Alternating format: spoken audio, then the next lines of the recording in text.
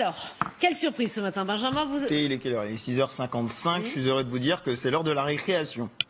Je ne sais pas. Comme chaque jour à cette heure-ci. Je ne sais pas si vous y jouez quand vous étiez plus jeune. Vous disiez quoi? Aux billes non, vous disiez on joue à chat, on joue au loup. C'était chat. La marelle pour Pascal. Ah, la marelle, bien sûr. Moi je disais regardez la marelle, on la voit là.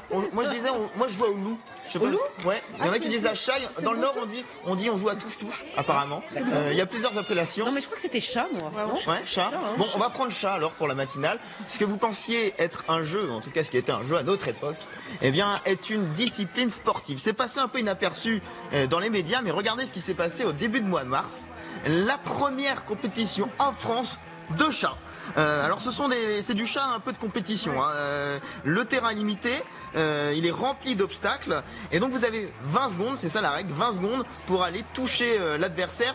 Ce sont des athlètes qui font du parcours. Vous savez, le parcours, c'est de la gymnastique urbaine. Et donc, ils étaient une dizaine d'athlètes pour la première fois en France à se mesurer à cette épreuve. Le mot anglais, c'est chase tag. En fait, ça a mûri dans la tête d'un spécialiste du parcours britannique et qui a lancé une sorte de ligue internationale. Le premier événement de chase tag ou de chat, comme on dit en français, a eu lieu cet été et c'était à Londres. Et c'est assez spectaculaire. Vous voyez que pour pratiquer, il faut être assez fit, comme on dit. Et depuis, il y a des événements comme ça qui se créent un peu partout dans le monde. Ça s'est vraiment institutionnalisé, du Japon à l'Inde. J'espère que normalement, il y a des images d'Inde qui vont arriver. Voilà.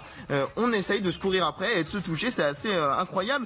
Alors, avant, on pourra peut-être essayer sur le plateau si vous voulez. J'en étais sûr. Alors, c'est Pascal le chat. J'ai perdu, c'est ça?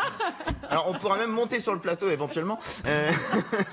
Alors, avant de se lancer, il faut quand même s'entraîner. Vous voyez que ça, ce sont des Français qui s'entraînent. Maintenant, l'idée, c'est éventuellement de le lancer pour les Jeux Olympiques. C'est le grand projet de ces spécialistes du parcours, notamment français. Ça fait des millions de vues sur YouTube, donc on verra si, par exemple, en 2024, on aura du parcours à nos JO, à Paris. Ce serait énorme. Vous y participerez? Bah, Christophe, en tout cas, je te Ah oui, Christophe, il est bien là. Vous n'avez pas vu ce qui s'est passé sur le plateau.